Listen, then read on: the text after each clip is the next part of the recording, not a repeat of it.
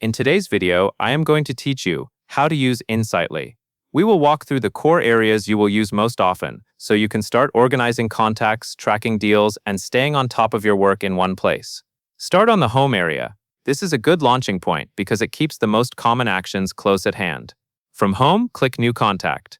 Enter the contact's name and email address, then click Save.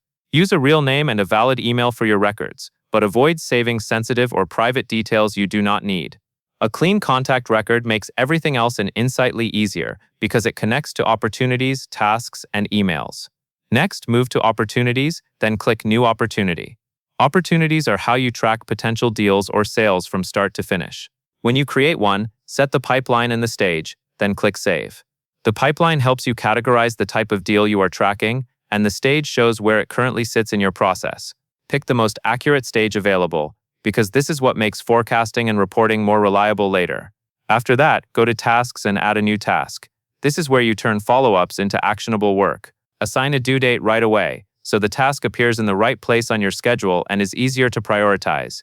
Keeping due dates consistent helps prevent important follow-ups from slipping through the cracks.